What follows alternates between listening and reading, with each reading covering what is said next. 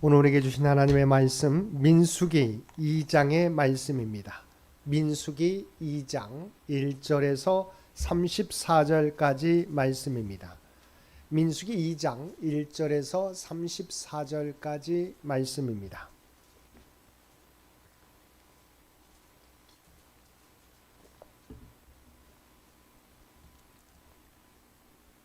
민수기 2장 1절에서 34절까지 우리 주신 말씀 한 절씩 교독합니다. 여호와께서 모세와 아론에게 말씀하여 이르시되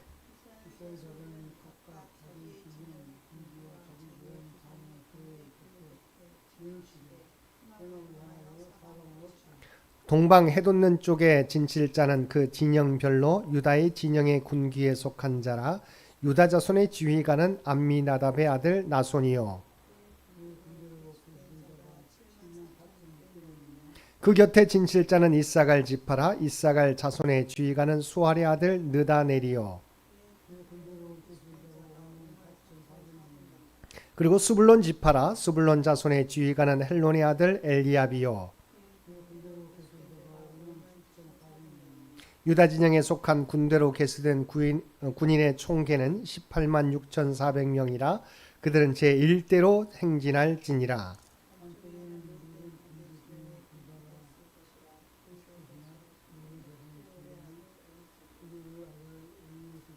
그의 군대로 계수된 자가 4만 6,500명이며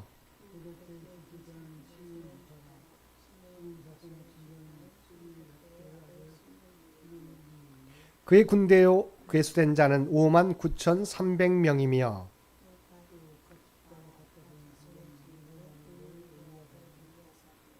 그의 군대로 계수된 자가 4만 5,650명이니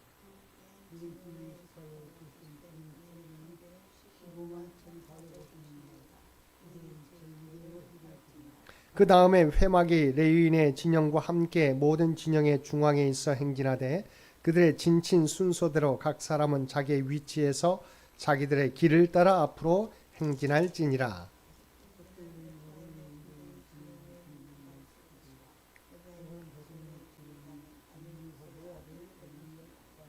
그의 군대로 계수된 자가 4만 500명이며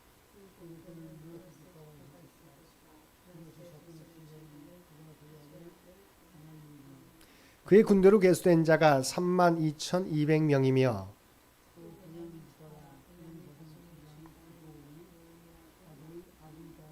그의 군대로 계수된 자가 3만 5,400명이니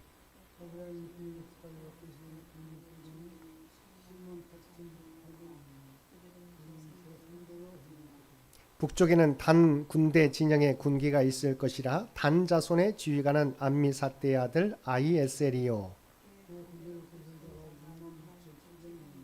그 곁에 진칠자는 아셀 지파라. 아셀 자손의 지휘관은 오그난의 아들 바기엘이요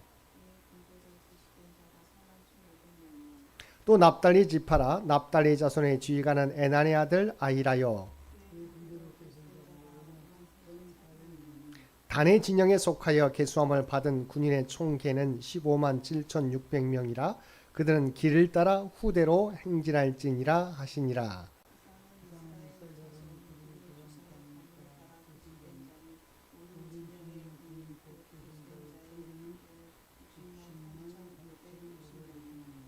레위인은 이스라엘 자손과 함께 계수되지 아니하였으니 여호와께서 모세에게 명령하심과 같았느니라. 이스라엘 자손이 여호와께서 모세에게 명령하신 대로 다 준행하여 각기 종족과 조상의 가문에 따르며 자기들의 길을 따라 진치기도 하며 행진하기도 하였더라. 아멘. 오늘도 말씀과 기도로 금요일 하루를 시작하는 우리 모든 성도들 가운데 하나님의 놀라운 은혜가 언제나 함께하여 주시기를 주님의 이름으로 간절히 축원드립니다. 오늘 통독할 말씀은 민수기 9장 1절에서 15절까지 말씀과 민수기 1장과 2장의 말씀입니다. 민수기의 시작 부분은 출애굽기의 마지막 부분인 시내산과 연결됩니다. 출애굽기의 마지막 부분에서 성막을 봉헌하고 나니 출애굽한 지 1년이 되면서 두 번째 유월절을 맞게 됩니다. 출애굽할 때 애굽에서의 첫 번째 유월절 이후 이곳 시내산에서 둘째 1월 14일에 두 번째 유월절을 맞는 것입니다. 이 사건이 민수기 1장에 나오는 둘째 2월 1일에 있었던 인구조사보다 약 보름 앞선 시점에 일어났으므로 1장을 읽기 전에 9장 1절에서 15절까지 말씀을 먼저 읽는 것입니다. 이제 민수기는 본격적으로 약속의 땅을 향해 나아가는 내용을 담고 있는데 그 기간은 광야 생활 약 39년간의 기록입니다. 그리고 민수기에서는 중요한 세 곳의 장소를 기억해야 되는데 첫 번째는 바로 출발점인 시내산입니다. 출애굽하여 시내산에 도착하여 십계명과 성막에 대한 규례를 듣고 성막을 봉헌하기까지 1년이 걸립니다. 출애굽한 지 1년이 지난 이스라엘 백성들은 이제 약속의 땅을 향해 나아가는 것입니다. 그 출발점이 시내산인 것입니다. 두 번째 장소는 가데스 바네아입니다. 우리가 잘 알고 있는 것처럼 이곳에서 모세는 가나안 땅에 12명의 정탐꾼을 보내는데 그들 중 10명이 부정적인 보고를 하므로 이스라엘 백성들은 약속의 땅을 향해 직진하지 못하고 39년 동안 광야에서 방황하게 되는 것입니다. 세 번째 장소는 모압 평지입니다. 이곳에서 모세는 약속의 땅에는 들어가지 못하고 죽게 됩니다. 모압 평지에서 약속의 땅을 바라보고 마지막 고별 설교를 하게 되는데 그 내용이 바로 신명기의 내용입니다.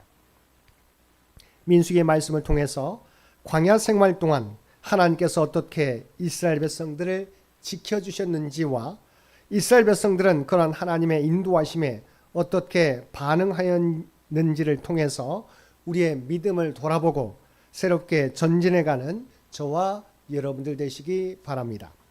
민수기 1장은 이스라엘의 행정적 조직 정비 및 군대 편제화를 위한 제1차 군대 개수를 보도하고 있고 이어지는 2장에서는 각 지파의 진배치와 행군 순서를 기록하고 있습니다. 즉 하나님께서는 각 지파별로 인구를 계수하시고 군대 조직으로 편성한 다음에 각 지파의 규모와 역량에 맞추어 진을 배치하고 행군 순서를 정하셨습니다. 그리고 진을 칠 때는 성막을 중심으로 진을 치되 동쪽에는 유다 지파를 선인 지파로 해서 이사갈 지파와 수블론 지파가 남쪽에는 루벤 지파를 선임 지파로 해서 시몬 지파와 갓 지파가 서쪽에는 에브라임 지파를 선임 지파로 해서 므낫세 지파와 베냐민 지파가 북쪽에는 단 지파를 선임 지파로 해서 아셀 지파와 납달리 지파가 진을 쳤습니다. 그리고 행군할 때는 맨 먼저 유다의 진영에 속한 지파가 선봉에 서고 그 다음에 게르손 무라리 자손이 성막을 수레에 싣고 출발했습니다. 그 다음에 루벤 진영에 속한 지파가 제2대로 행진하였으며 고핫 자손이 그 뒤를 성물을 메고 따랐습니다. 그리고 그 뒤를 이어서 에브라임 진영기에 속한 지파가 제3대로 행진하였으며 마지막으로 단의 진영기에 속한 지파가 행진하였습니다. 이러한 사실에서 주목할 것은 진을 칠 때나 행군할 때 다 같이 성막을 중심으로 이루어졌다는 것입니다. 이것은 하나님께서 이스라엘의 통치자로 그들 가운데 임재하셔서 그들을 보호하시고 인도하심을 상징적으로 보여주는 것입니다. 이스라엘 진 배치를 자세히 살펴보면 목의 중심으로 각 진영이 구성되어진 사실을 알 수 있습니다. 제1대는 유다, 이사갈, 스물론 지파로서 모두 레아의 자손들이었고 제2대는 루벤, 시므온, 갓 지파로서 레아와 그의 여종 실바의 몸에서 난 모두 레아 계통의 자손이었습니다. 제3대는 에브라임, 므낫세, 베냐민 지파로서 모두 라헬의 자손들로 구성되어졌고 제4대는 단, 아셀, 납달리 지파로서 여종 비라와 실바의 자손들이었습니다. 이처럼 하나님께서 모계를 중심으로 혈통적으로 가까운 형제들을 한 진영에 묶은 것은 그들로 하여금 형제 우위를 바탕으로 단결하게 하기 위함이었다고 볼 수 있습니다. 이처럼 형제 하나됨은 모든 인간 관계에서 화평의 기초가 되기 때문에 하나님께서는 혈통적으로 가까운 형제들을 한 진영으로 묶어 주심으로 화평에 대한 뜻을 나타내신 것입니다. 사랑하는 성도 여러분, 하나님께서는 모든 자로 더불어 화평할 것을 우리에게 말씀하셨습니다. 예수님께서도 화평하게 하는 자는 복이 있나니 그들이 하나님의 아들이라 일컬음을 받을 것이라고 말씀하셨습니다. 그런데 세상과의 화평, 이웃과의 화평, 그 모든 화평들은 가장 가까운 형제와의 화평을 통하지 않고서는 이루어지지 않습니다. 즉 형제와의 화평은 모든 인간 간의 화평의 출발점입니다. 현실적으로 육신의 형제들과 불화하고 친족을 돌보지 않는 자들이 다른 사람들을 사랑하고 화평케 하며 돌아본다는 것은 기대할 수 없습니다. 그래서 사도 바울은 친족을 특히 자기 가족을 돌아보지 않는 자들을 불신자보다 악한 자라고 말씀함으로써 성도의 사랑과 화평의 대상이 먼저 가까운 혈육이 되어야 함을 교훈했습니다. 2절을 보면 이스라엘 자손은 각각 자기의 진영의 군기와 자기의 조상의 가문의 기호 곁에 진을 치되 회막을 향하여 사방으로 치라고 하였습니다. 즉 회막을 중심에 두고 이스라엘 각 지파별로 진을 치라는 말씀입니다. 이것은 앞에서도 말씀드린 바와 같이 하나님 중심으로 살라는 명령입니다. 하나님의 백성은 하나님을 그 삶의 중심에 모셔야 합니다. 그것은 생명의 주와 복의 근원이 되시는 하나님을 그 중심에 모시는 삶보다 더 행복하고 안정된 삶이 없기 때문입니다. 그렇다면 오늘날 우리는 어떻게 해야 하나님 중심으로 살 수 있겠습니까?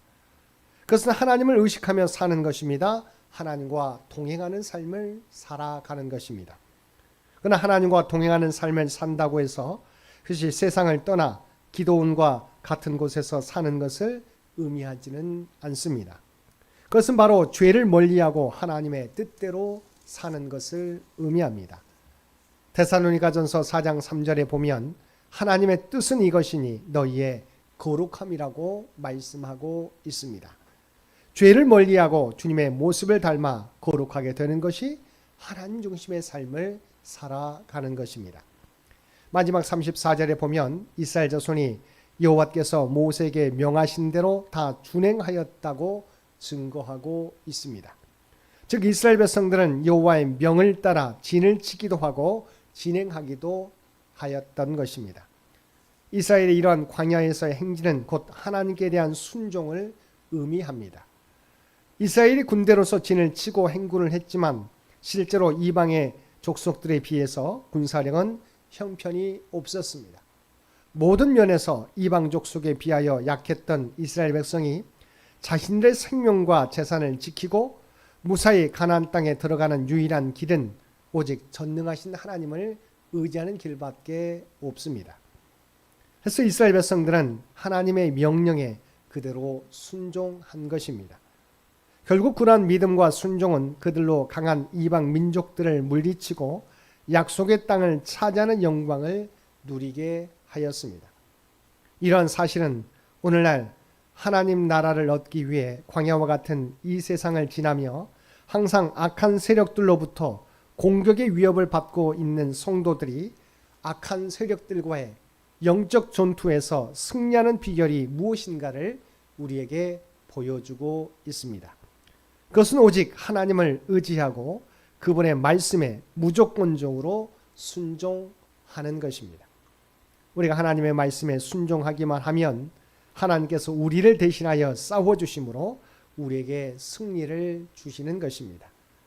오늘 또 이 땅에서 승리하며 우리에게 맡겨주신 사명을 감당할 수 있는 비결은 오직 하나님을 의지하며 하나님 말씀에 순종하는 삶인 것을 기억하고 그 말씀 따라 살아가는 저와 여러분 모두가 되시기를 주님의 이름으로 간절히 축원드립니다. 함께 기도드리겠습니다.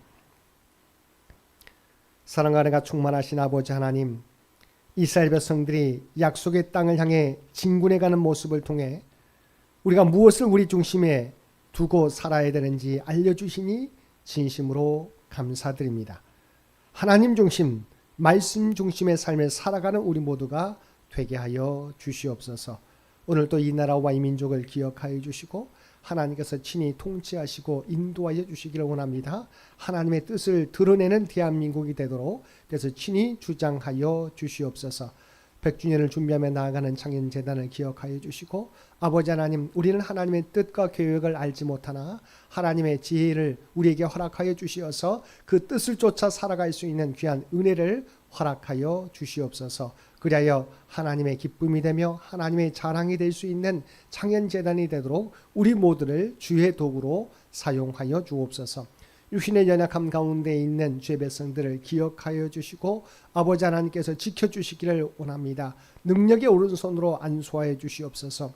주님의 십자가를 바라보는 자들마다 그들과 함께해 주시고 하나님의 놀라운 치유와 회복의 역사를 그들 모두에게 허락하여 주옵소서. 살아오는 자녀손들을 기억하여 주시고 아버지 하나님, 이 어두워져가는 세상 가운데 믿음을 잃어버리지 않게 되기를 원합니다.